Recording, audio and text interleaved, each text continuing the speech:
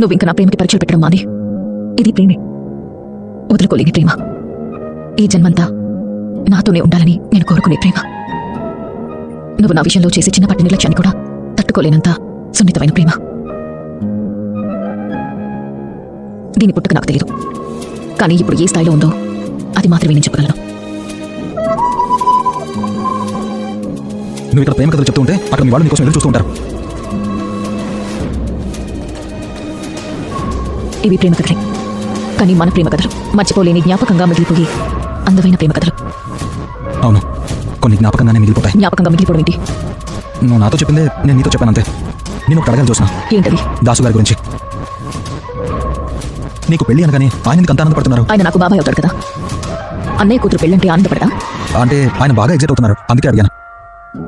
నీకు ఎలా చెప్పాలి అంటే పెళ్లి అనగానే దశరథ్ గారి కళ్ళలో కంటే దాసు గారి కళ్ళలోనే ఎక్కువ ఆనందం కనిపించింది. కొందరు అంతే సూరజ్, మనల్ని ఎంతగా అభిమానిస్తున్నారు చెప్పడానికి మాటలు ఉండవు. కళ్ళు చూసి తెలుసుకోవాల్సిందే. నీకు ఇంకా ఏదైనా కావాలంటే ఆయన్ని అడుగు. ఉంటాను. Good night.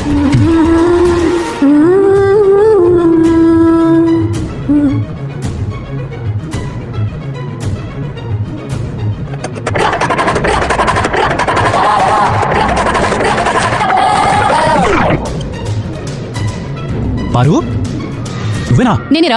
ఆ నగలేంటి, ఆ హొయలేంటి, పని మనుషుల సంఘానికి ప్రెసిడెంట్ లో ఉంటే నువ్వు అందాల పోటీకి అతిథిలా తయారైంటి పారు. నువ్వు మేకప్ కొంచెం తగ్గించాను కానీ కాస్త పెంచుంటే నేను అందాల పోటీకి వెళ్ళుండేదని అనుకునేవారు. తాత చూశాడనుకో, అందాల పోటీకి వెళ్ళడం కాదు, తట్టపట్ట సర్దుకుని బయటకు వెళ్తావు. చూసాలేరా? చూసుకోవడం లేదా? అనడు అనలేడు. తాత పారుని చూసావా?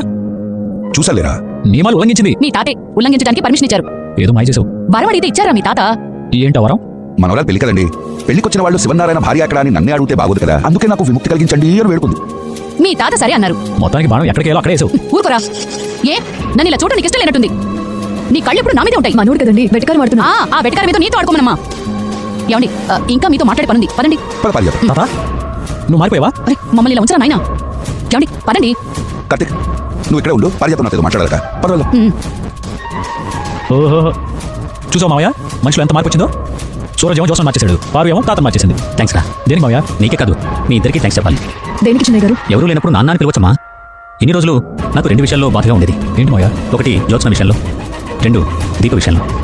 జోసం విషయంలో బాధ ఏంటి? జ్యోత్స్న నా కూతురు కాదన్న విషయం తెలిసిన దగ్గర నుంచి తన ప్రవర్తన నాకు అసలు నచ్చేదే కాదు.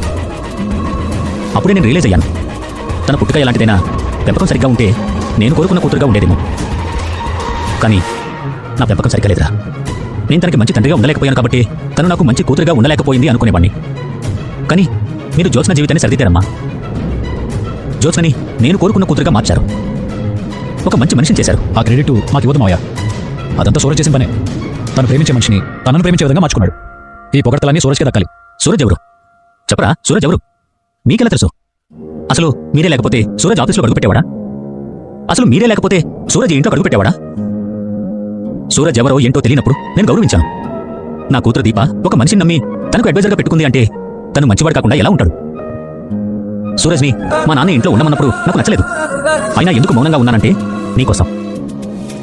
కార్తీక్ అంటే ఒక మంచితనం, అలాంటి మంచితనం మరో మనిషి నమ్ముతుంది అంటే ఆ మనిషి అంటే సూరజ్ ఇంకెంత మంచివాడు అని మా నాన్న మాటకి తలవంచాను.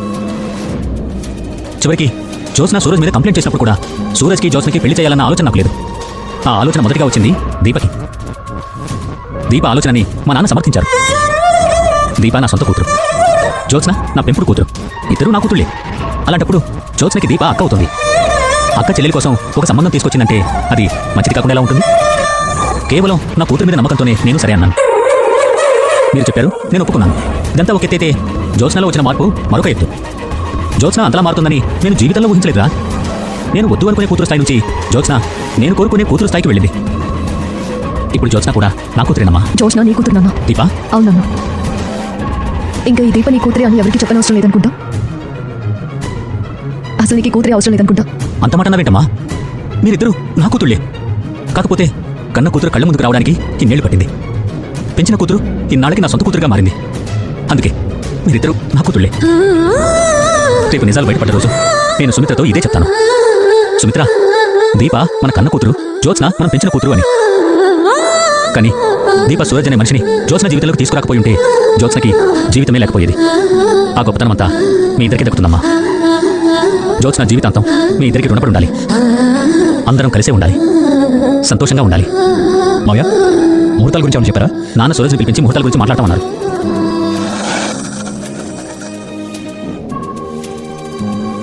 సూరజ్, నిన్ను పిలిపించడానికి కారణం పెళ్లి ముహూర్తాల గురించి. నా ఒకగానొక మనవరాలు పెళ్లి గ్రాండ్గా చేయాలనుకుంటున్నా. ముందు నిశ్చితార్థ ముహూర్తం పెట్టించి ఆ తర్వాత పెళ్లికి మంచి ముహూర్తం పెట్టిద్దాం అనుకుంటున్నా. ఏమంటావు? ఏమంటాడు? సరే అంటాడు. అడిగింది నేను కాదు.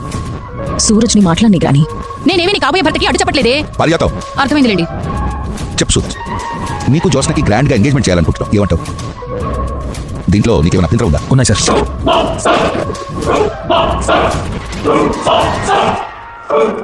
ఏంటో చెప్పు.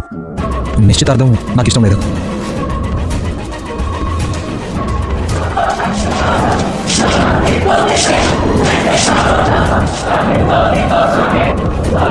నిశ్చితార్థం ఇష్టం లేదా? అవును సార్.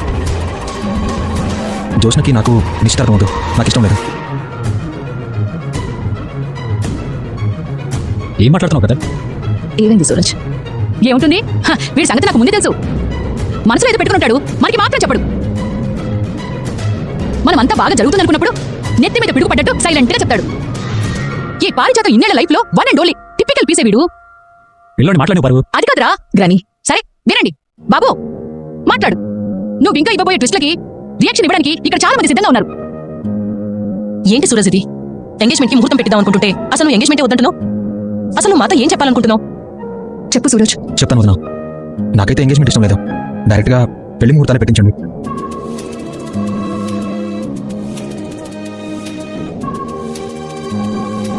ఆహా, అయ్యో కుర్రాడు చాలా ఫాస్ట్ గా ఉన్నాడే. నిశ్చితార్థం పెడితే ఎక్కడ పెళ్లికి లేట్ అయిపోతుందని డైరెక్ట్ గా పెళ్లికి ముహూర్తాలు పెట్టించమంటున్నాడు. పెళ్లికి ఏమి అభ్యంతరాలు లేవు కదా? ఉన్నాయి వదినా. పెట్టాడు, మెలిక పెట్టేశాడు. వీడికి మెలిక సూరజ్ అని పేరు పెట్టుంటే సరిగ్గా సరిపోయేది. పెళ్లికున్న అభ్యంతరాలు ఏంటి బ్రదర్? పంతులు గారిని ఈ రోజు పిలిపించి ముహూర్తాలు పెట్టించండి.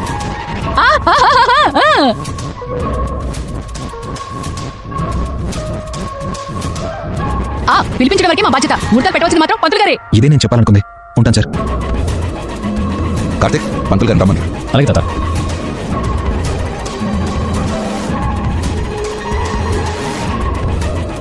ఏమైంది సూరజ్? నాకేమైంది? ఎంగేజ్మెంట్ ఎందుకుతున్నావు? డైరెక్ట్గా పెళ్లికే వెళ్దామని. పెళ్లి అనేది లైఫ్ లో ఒక్కసారి జరిగేది. ఇప్పుడు మ్యారేజెస్ అన్ని ఎలా జరుగుతున్నాయి? ఎంగేజ్మెంట్ అని, సంగీత్ అని, బ్యాచులర్ పార్టీ అని, ప్రీ వెడ్డింగ్ ఫోటో షూట్ అని, ప్రీ వెడ్డింగ్ ఫ్యామిలీ పార్టీ అని, హల్దీ ఫంక్షన్ అని ఎప్పటికీ గుర్తుండిపోయేలాగా జరుగుతున్నాయి. మరి నువ్వు డైరెక్ట్ గా పెళ్లి అంటే ఇవేమి ఉండవు కదా? ఉండాలని నువ్వు కోరుకుంటున్నావా?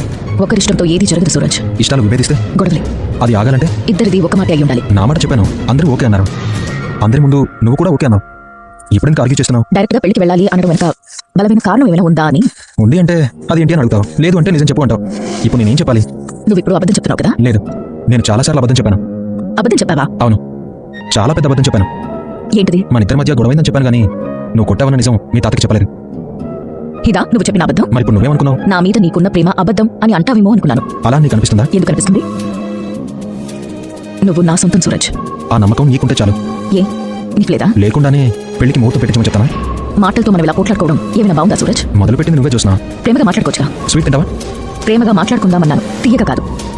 క్యాజువల్గానే అడిగాను. నీ మాటలు చాలే, స్వీట్స్ అవసరం లేదు. ఏదో తెచ్చినట్టున్నావు. నీకొకటి ఇవ్వాలనిపించింది. స్వీట్సా? స్వీట్స్ అయితే ఇంత చిన్న బాక్స్ ఉంటుందా? మరి ఏంటది? నా ప్రేమ. నీ ప్రేమ?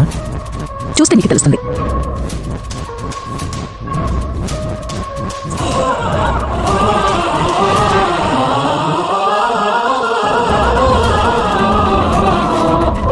నీకోసం. ఏంటిది? కనబడలేదా? చైన్. ఇప్పుడు ఎందుకు అని? ఇది ఒట్టి చైన్ కాదు, గోల్డ్ చైన్. వెటకరవా? తమాషాకి. నా ప్రేమని తమాషా చేయకు. సరే అయితే దీని స్పెషల్ ఏంటో చెప్పు. నువ్వు చూడు.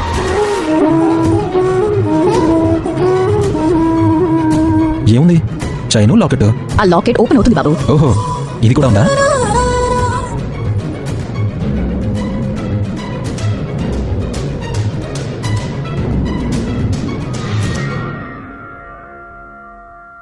హలో బాబు, ఎలా ఉంది? ఎందుకు? బాబు ప్రవరాఖ్య లవర్ గిఫ్ట్ ఇస్తే హ్యాపీగా ఫీల్ అయ్యి ఎత్తుకుని గిరిగిరా తిప్పాలి. మనకి ఇలాంటివి ఏవి తెలియవు అనుకుంటాను. అంటే నేను ఇది వరకు ఎవరిని అలా ఎత్తుకోలేదు అంట. అది కాదు చూసినా. సినిమా చూడట్లేదా? సోషల్ మీడియాలో రీల్స్ చూడట్లేదా? అప్డేట్ అవ్వవయ్యా. అయ్యాను. ఏమయ్యా? బాగుంది. వేసుకో. వేసుకోనా? బాబు, ఇది నీకోసం నేను స్పెషల్ గా చేయించాను. అవును, నా ఫోటో నీకెక్కడిది? వెరీ ఇన్నోసెంట్ క్వశ్చన్ మహాశయ. నా ఫోటోలు నీ దగ్గర ఉన్నప్పుడు నీ ఫోటోలు నా దగ్గర ఉండవా? ఫోటో ఉంటే వాటిని లాకెట్లో ఎందుకు పెట్టడం? మన ఇద్దరికి ఒక జ్ఞాపకంగా ఉంటుందని. చైన్ ఒకటే కాదు, రింగ్ కూడా తీసుకొచ్చాను. చూడు, దీని మీద ఏముందో చూడు.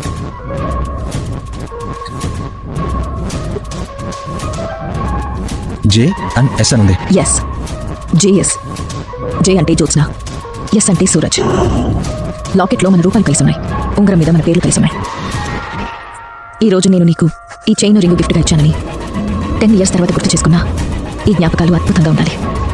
మనం గుర్తు చేసుకోవడమే కాదు, మన పిల్లలకు కూడా మన ప్రేమ కథని చెప్పాలి. వీలైతే బుక్ కూడా రాస్తాను. చాలా దూరం వెళ్ళిపోయినట్టును. ఆడపిల్లలు అంతే బాబు, దేనికి అంత త్వరగా కనెక్ట్ అవ్వరు. ఒక్కసారి కనెక్ట్ అయ్యారా మనసిచ్చిన మనిషి కోసం ఎంత దూరమైనా వెళ్తారు. తిరిగి రాలేనంత దూరం ఎప్పుడు వెళ్ళకూడదు. ప్రేమలో వెళ్ళొచ్చు బాబు, ఎందుకంటే లైఫ్ అంటే ఎప్పుడూ ముందుకెళ్ళే ప్రయాణమే కానీ వెనక్కి రావడం ఉండదు.